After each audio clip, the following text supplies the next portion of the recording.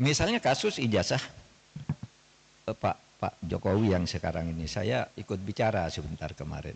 Saya sih tidak, saya tidak peduli apakah ijazah Pak Jokowi itu asli atau tidak. Saya tidak peduli karena itu tidak akan ada akibatnya terhadap proses ketatanegaraan kita.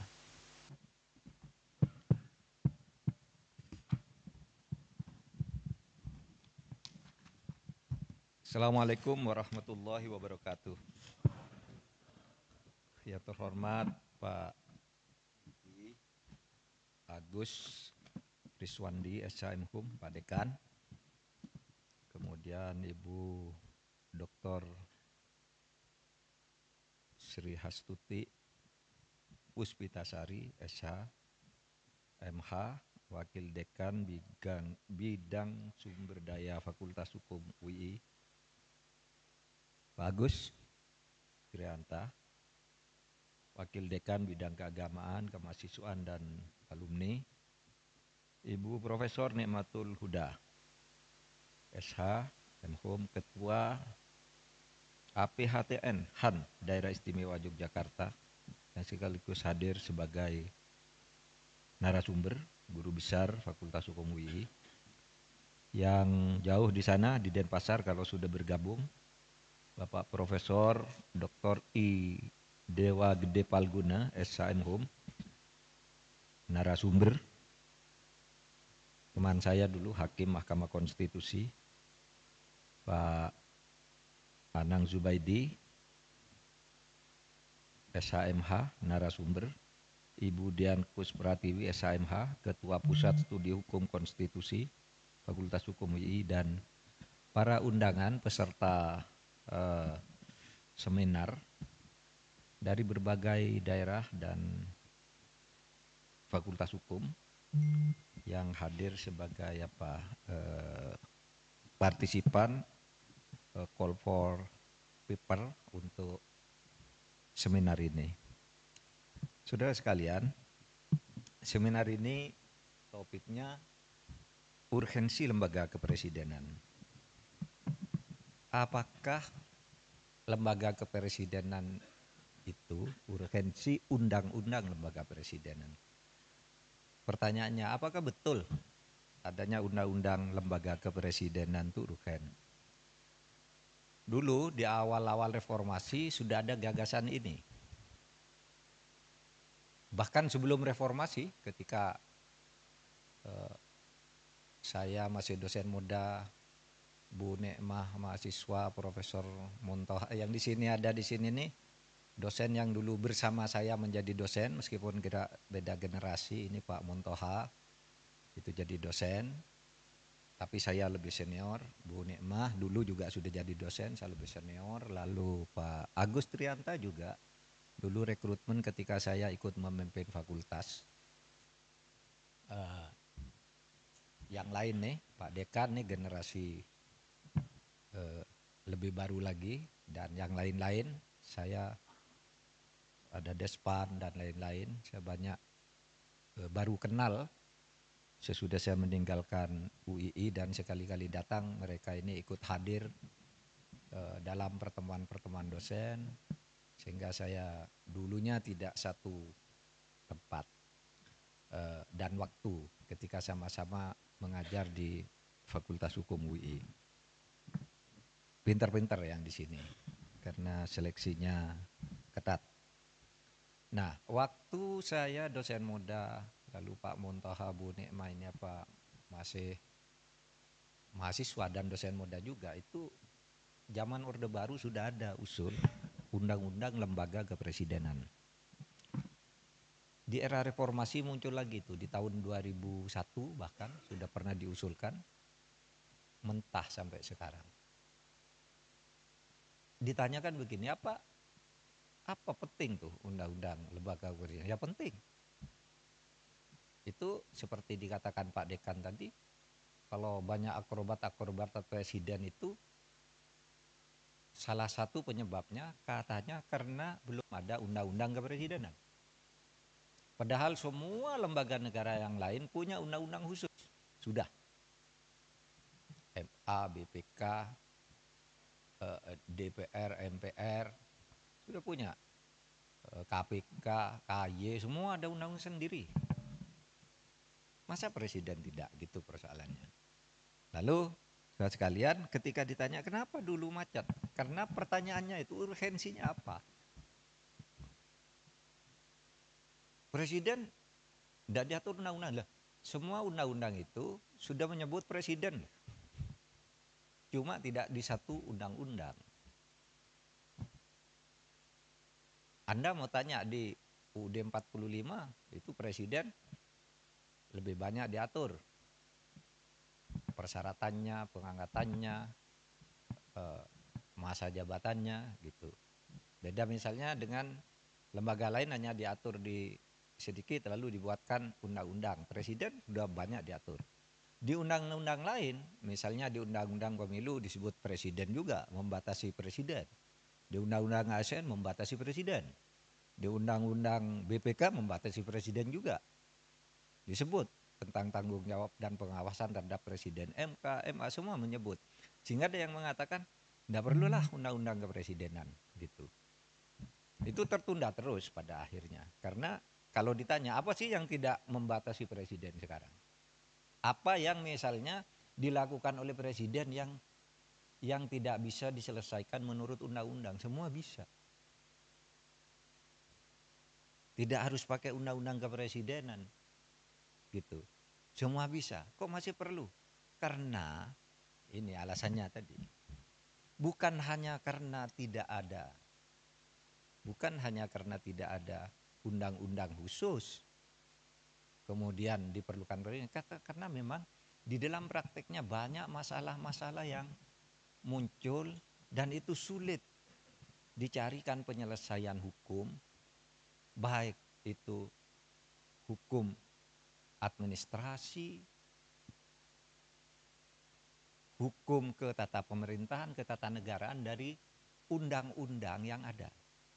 Oleh sebab itu kalau ditanya nanti apa sih urgensinya, materi apa? Nah, kita bicarakan hari ini. Kalau bisa ini jangan berhenti.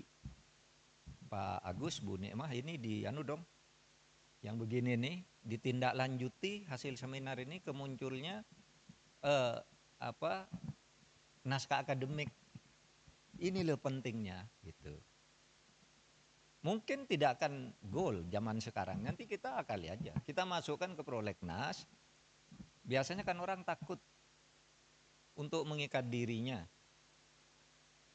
Tiru aja model-model pembentukan undang-undang di mana undang-undang itu bisa saja ini berlaku pada misalnya 2 periode yang akan datang.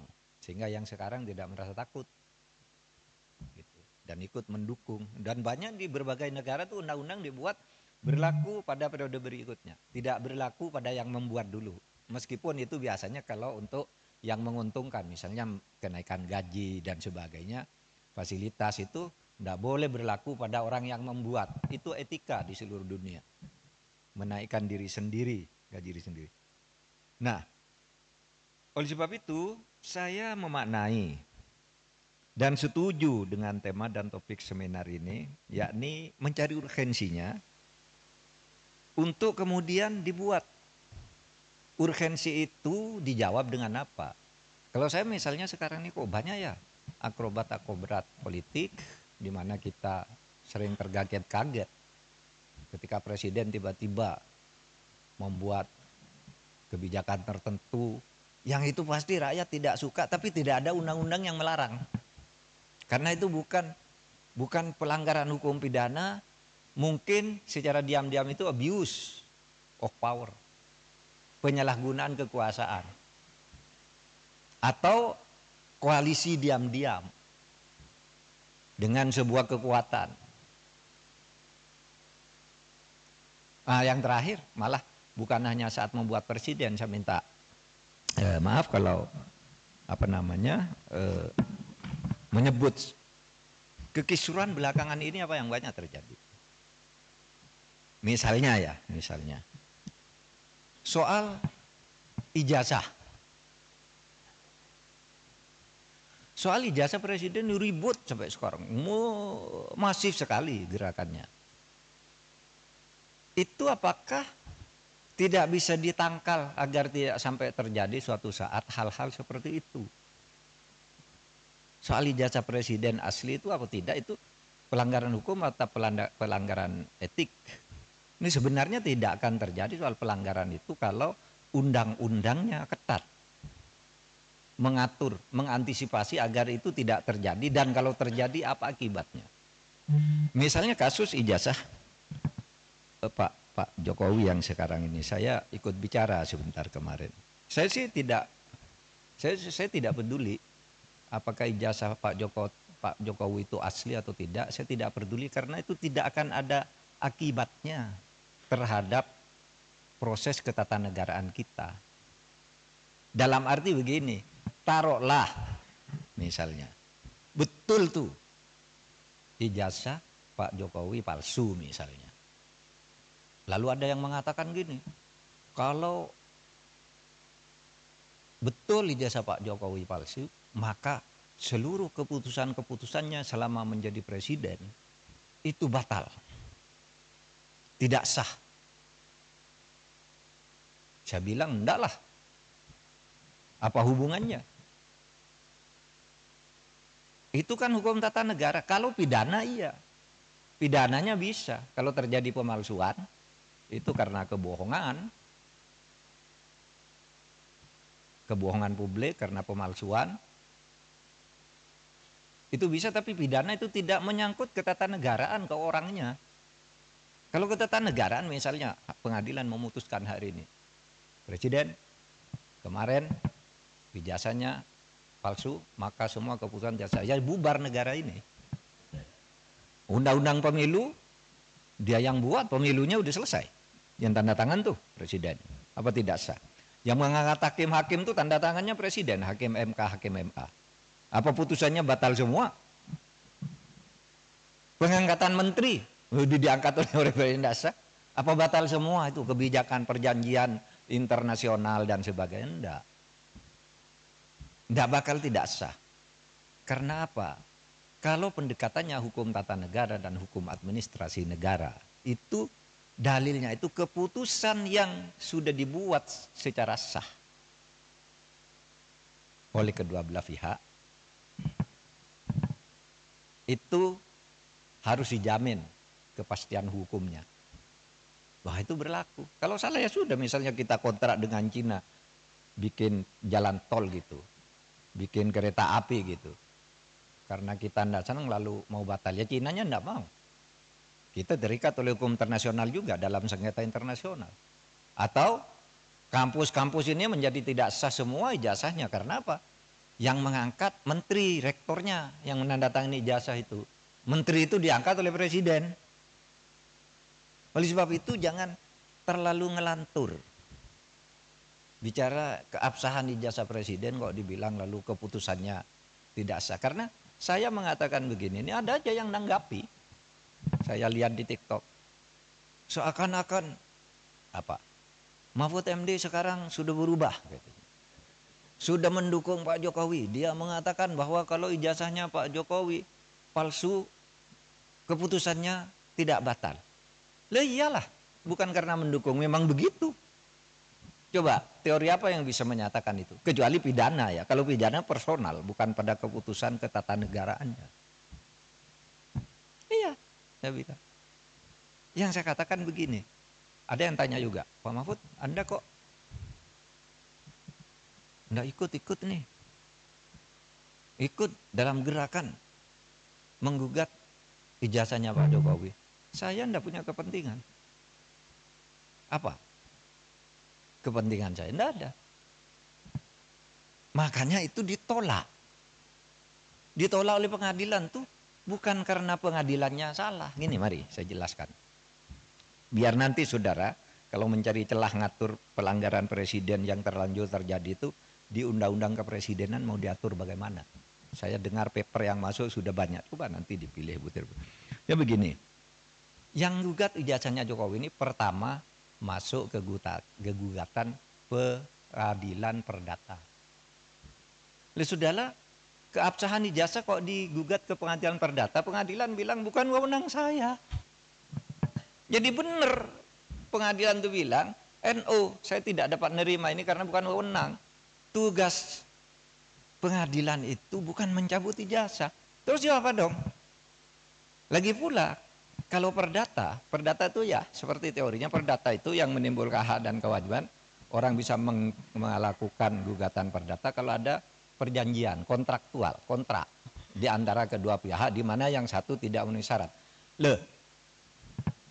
Kapan Pak Jokowi melakukan kontrak dengan orang yang menggugat itu? Mewakili siapa dia? Iya kan? Pengadilan begitu. Saya tidak membela Pak Jokowi, tidak juga membela pengadilan. Benar dia, justru kalau dia memutus salah. Pengadilan negeri itu. Terus kemana dong?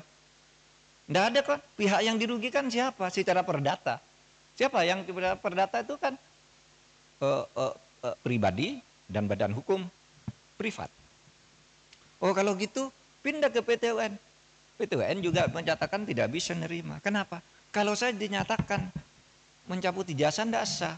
Seharusnya Anda minta, kalau mencabut ijazah itu minta ke UGM.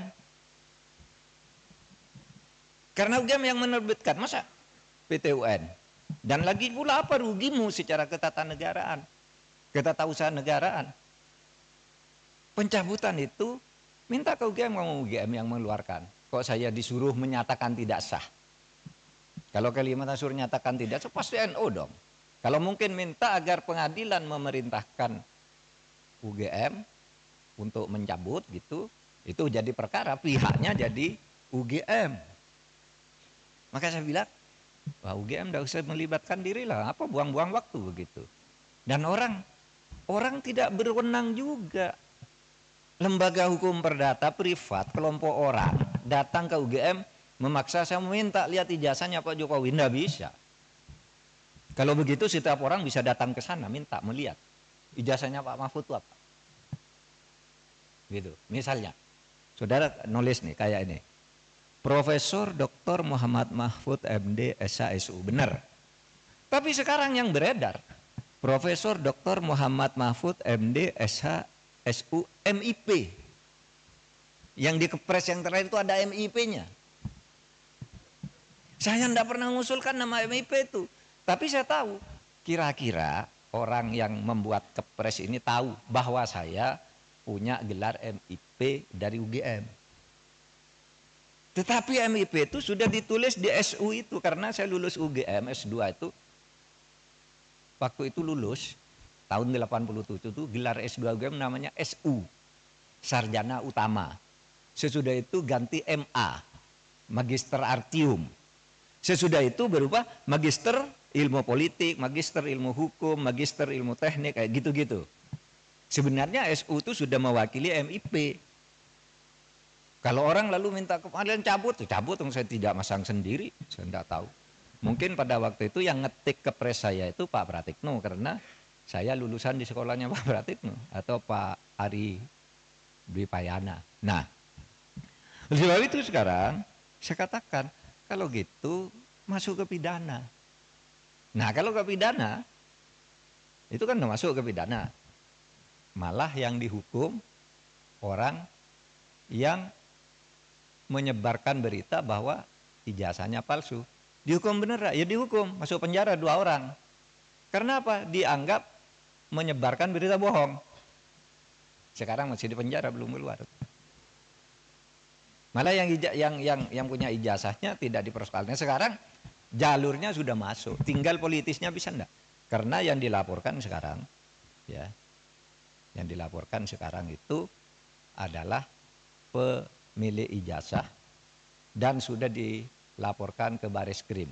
Nah kalau itu arahnya udah tepat, tinggal hukumnya nanti dinilai benar apa tidak itu palsu. Nah kalau gitu UGM boleh hadir, dipanggil pengadilan. Kalau cuma didatangi orang, saya minta ijazahnya, saya minta skripsinya untuk apa? Kalau saya enggak boleh. Sudah benar tuh UGM. Gitu. Nah, saudara sekalian, pada saat pemilu misalnya, ada dugaan abuse of power yang sulit dibendung dan diselesaikan oleh pengadilan karena langkah-langkah politik presiden semuanya dibungkus dengan kewenangan formal. Misalnya, Yang berwenang membagi bansos itu kan Menteri Sosial. Dan Menteri Sosial sudah lapor ke Presiden. Atau diperintahkan oleh Presiden. Kan tidak salah. Apa salahnya coba? Memang itu kewenangan formalnya. Tapi di pelaksanaannya lalu dibelokkan. Nah itu soal lain. Kalau lalu diatur di undang-undang kepresidenan, gitu terus gimana? Apa tidak boleh?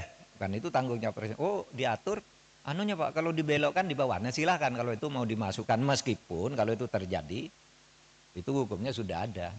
Dan sudah ada banyak yang masuk penjara gitu. Gitu. Makanya cari, saya bukan tiba-tiba setuju dah undang-undang kepresidenan, tapi dicari bahwa itu sudah lengkap diatur di berbagai undang-undang, hanya tidak satu, tapi pelaksanaan di lapangan banyak abuse of power.